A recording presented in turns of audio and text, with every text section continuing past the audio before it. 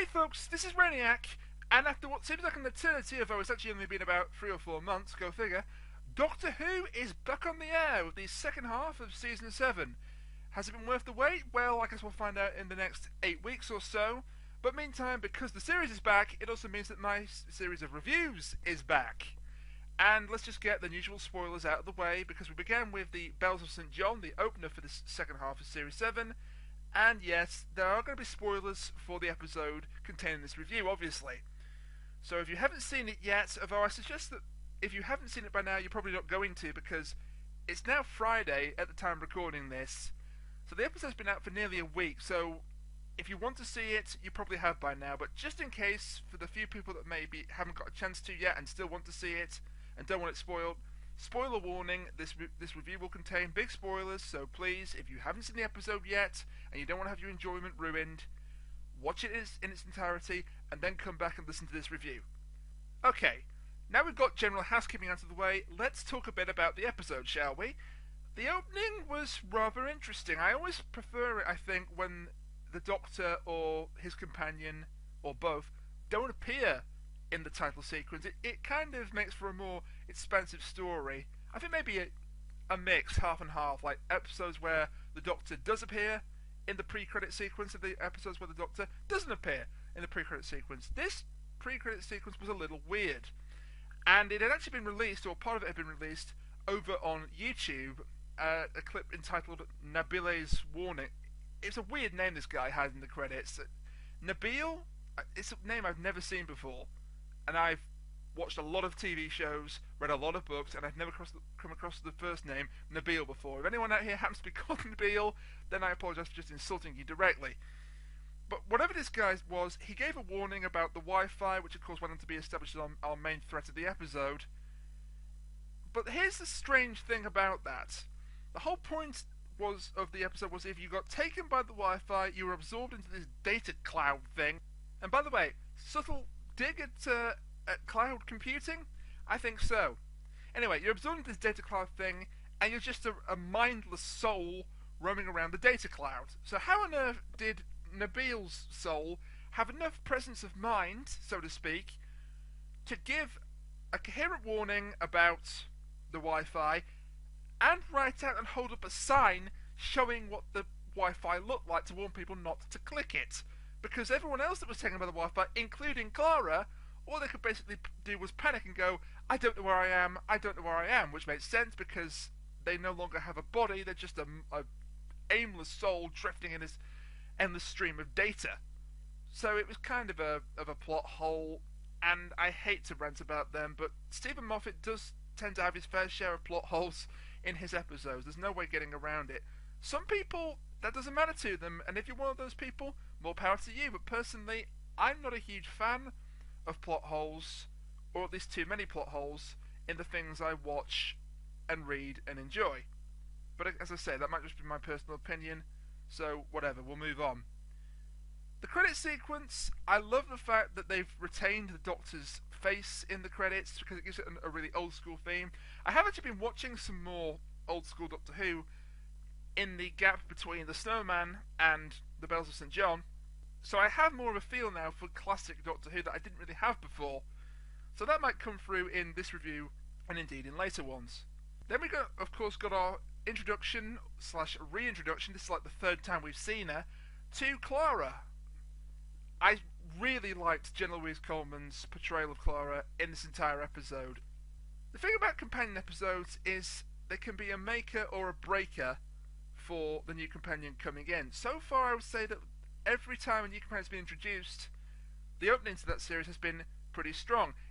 In some ways, this episode actually struck me as less of an episode written by Moffat and more of someone written by someone else, but I'll save that for the end of the review.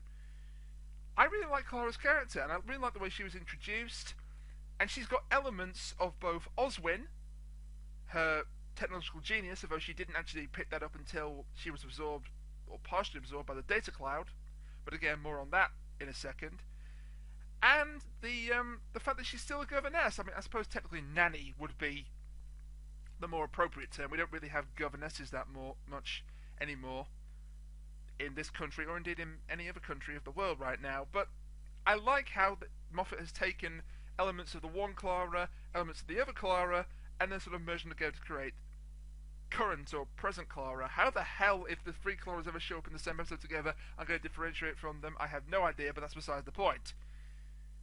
We also got our first glimpse at the Doctor, and I really liked the little nod to continuity, and I could be wrong here, but I'll just go ahead and say it. The monastery that he goes to, the St. John's Monastery in Cumbria, in the year 1207, I'm pretty sure that was the location for the Rebel Flesh and the Almost People back in Series 6, albeit 100 years into the future. Well, 100 years into the future from 1207, not 100 years into the future from now. Anyway, I think they were both set in Cumbria, and I'm pretty sure it was the same location, so that was a nice touch. Now, when I first found out that this episode was going to be called The Bells of St. John, I was really confused because I couldn't work out why an episode that was all about Clara and her reintroduction and the Wi-Fi could be given that title. Then the TARDIS phone rang, and suddenly I thought that Stephen Moffat was a genius.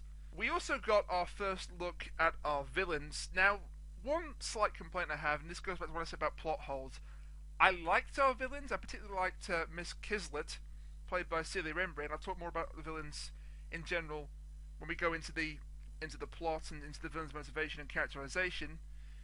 But just one thing, we were never actually told exactly who they were. Okay, they were a sinister organization, abusing the Wi-Fi, uploading people into the data cloud and the Wi-Fi, but we never found out what their name was. We never found out how Miss Kislet recruited the people in her organization, because it was pretty obvious from the ending that they were not actually evil. They were people that had been manipulated by Miss Kislet and, of course, the Great Intelligence into working for her and for him.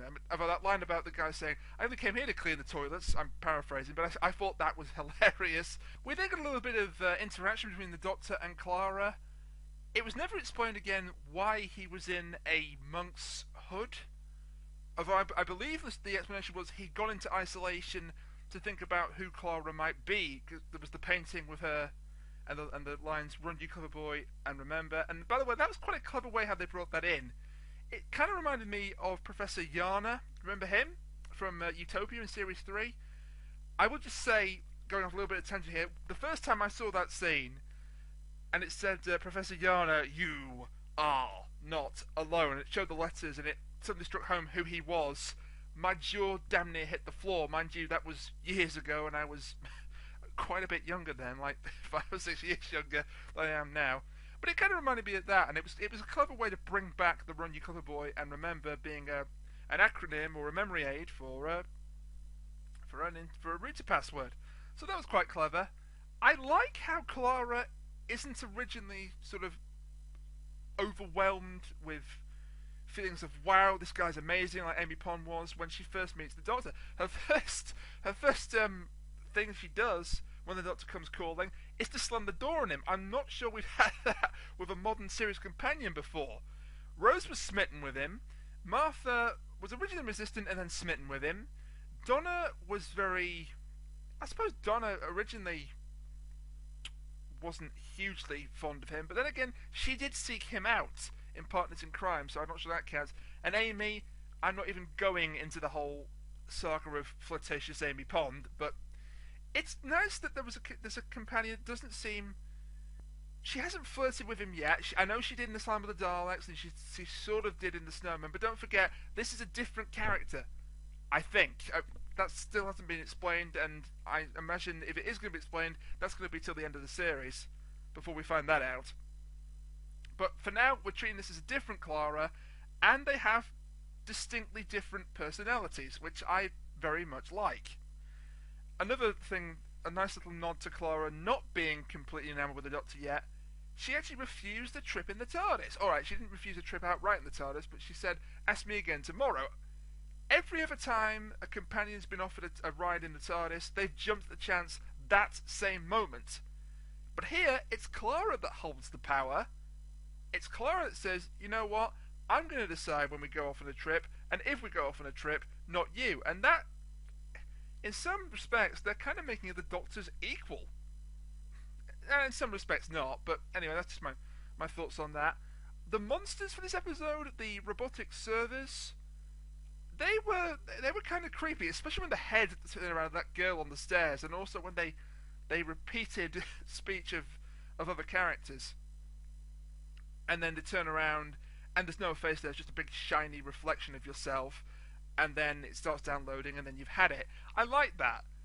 When the pre-episode material came out before the episode aired, they were known as spoonheads, and I was like, that is a stupid name for a monster in science fiction, any science fiction, not just Doctor Who, a stupid name. But I like how they kind of lampshaded that when the guy in Miss Kislet's organisation said, I'll activate a spoonhead. She's like, we call them servers, Alexi, not spoonheads. Oh, and also the scene where she says, I'm very fond of him, but I think we should probably kill him. And they say, actually, he's not going on holiday, let's wait till he gets back. Again, hilarious. I think in some respects, the villains, not the spoonheads, but the villains, were the best part of the episode. But yeah, the spoonheads were still quite creepy. I think Moffat's monsters work best when he takes a concept that's sort of day-to-day and not scary, and puts a little bit of a twist on it, and suddenly it's terrifying. The spoonheads, obviously, but the weeping angels, stone statues, and suddenly the statues come to life, and they're absolutely creepy as hell. Other examples as well. The wind-up dolls from... wind-up dolls? No. The clockwork robots from Girl in the Fireplace. Basically, TikTok made much scarier. Things like that. Although that may not have been a Moffat storyline, but I digress. I like the scene where the Doctor stopped the server/spoonhead from uploading Clara into the data cloud. Although, again, slight plot hole. How come the first time it did it, it was slow to upload her, and gave the Doctor enough time to basically reverse the process with his sonic screwdriver, but the second time it was almost like instantaneous, like bang, 5 seconds, she was in the cloud, and also later on with Miss Kislet when the Doctor did it to her. I get that they did that so that they could set up the whole scene with the Doctor saving her the first time, but again, it's a slight plot hole. However, this is one I can sort of overlook. Less easy to overlook was the one with the plane, although maybe this wasn't a plot hole, maybe this was just me. I liked the scene with the plane, but the first time I watched it, I didn't understand why this plane was suddenly here. And there was a reason for that. Somebody came into the room and started talking, so I missed the dialogue when they said, we'll send the plane after them. And weren't they supposed to want Clara Oswald alive, and sending a plane after her? That kind of implies you're going to kill her when it crashes into her. But again, I digress. However, watching it the second time, I realised they sent the plane after, and that's why the Doctor suddenly materialised the TARDIS on board the plane to stop it from crashing and wiping out a load of buildings and killing a lot of people, so I get that. The other scene I've got to talk about before I finish, because I really did enjoy it, was the solution to this episode, the confrontation between Miss Kislet and the Doctor. Well, there were two confrontations between Miss Kislet and the Doctor. I like the scene in the cafe where she was taking control of various people to give him a warning. That kind of reminded me of the agents from the Matrix, how any one of them could be an enemy at any time. That was a nice touch. Also, the swerve, to use a term from, I'm sorry to say, wrestling, when the Doctor came back to Clara at the cafe, only to find out it wasn't the Doctor, it was a server disguised as the Doctor. Again, nice little touch. Although it uploaded within 5 seconds flat, as opposed to the 2 minutes the other server did, which gave the Doctor ample time to stop the process and defeat the server. Although I suppose that could be explained by them learning from their mistakes and rushing the upload through, so that he didn't have time to stop it this time. That could make sense. So maybe it's not a plot hole, maybe it's just me. That then led to the best scene of the entire episode, the Doctor on a motorbike driving up the wall of the Shard and crashing through. Yes, that is a thing that happened. Anti-gravity motorbikes. And then the whole way he turned the thing on Miss Kislet, who, as I say, was played brilliantly throughout the entire episode by Celia Rimby. She's a really good actress. And it turned out that he was actually a server. Kind of struck me as similar to the Wedding a River song, where you think the Doctor's dead and he's a Tesselector, but I hated that solution to the episode. I thought it was a massive cop-out. Here, I was more prepared to forgive it, because it kind of made sense, and it was nice to see the villain's weapons turned against them. And that very creepy tablet device that Miss Kislet used to control her minions and basically alter their mood was again turned against her when he put the obedience up to full, and when she said, "Get me back," they had to get everybody back, although he's just killed a bunch of innocent people again. Well, I suppose the organisation has just killed a bunch of innocent people again. And then, of course, a cameo from Unit, which is always good. No Kate Stewart, sadly, but I suppose it was a bit of a waste of Kate if she just appeared on the screen for 10 seconds to order the Unit troops around.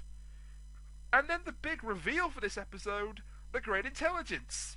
Now, I'm afraid I kind of had this spoiled for me by the Radio Times, of all people, and a lot of people in this country did as well, because if you go on the preview for the Radio Times website, it gave a full listing of the cast for the episode, and it said right at the bottom, Richard E. Grant, the Great Intelligence. I was like, oh God, why do you have to spoil that, Radio Times? And I know that the people that worked on Doctor Who were not happy about it either.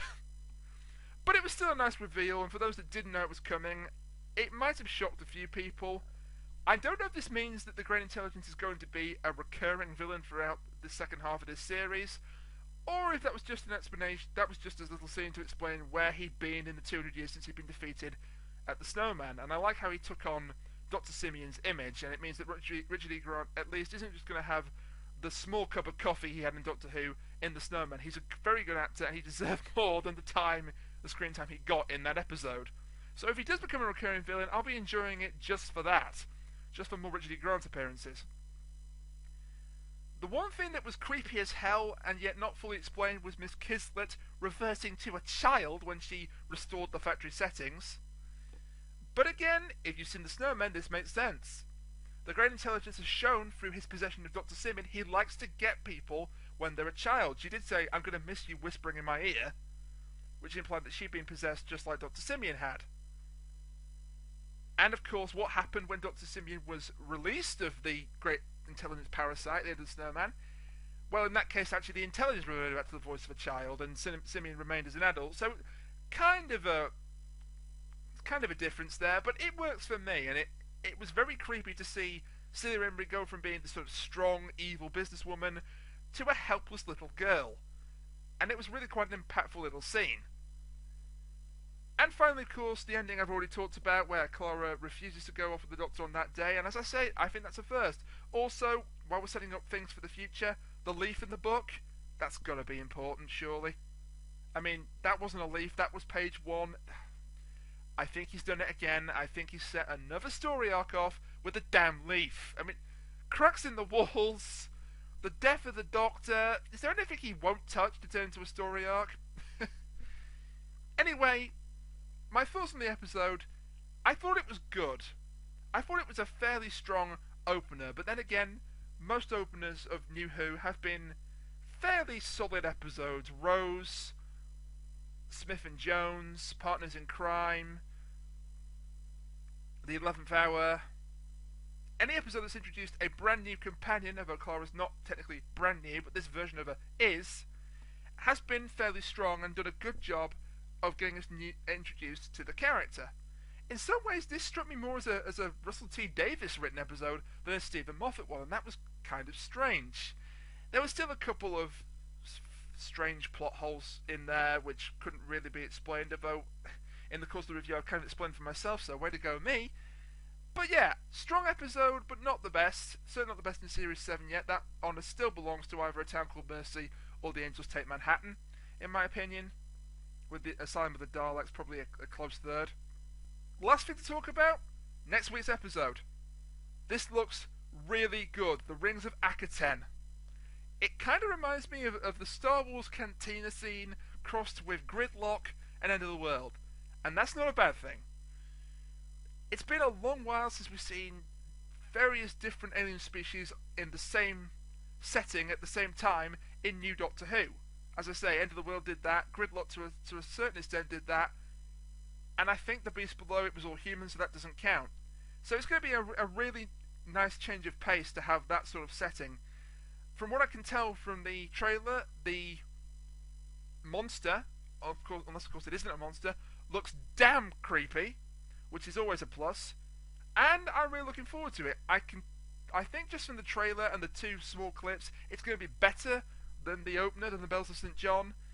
But then again, that's usually the case with Doctor Who. The opener is strong enough, and then you get a run of good episodes or poor episodes in between, leading up to a strong or weak finale. So, that was the review for The Bells of St. John. Join me next week for The Rings of Akaten, probably around the same time. I've been thinking maybe of doing this as a regular thing on a Friday, just to give the maximum amount of time for people who've seen the episode to see it before they get to listen to the review, that it's not spoiled for them. But that's not set in stone yet. So let me know what you thought of the episode and my review, and I'll see you next time for, as I say, the Rings of Akatin. Until then, this is Rainiac, signing off.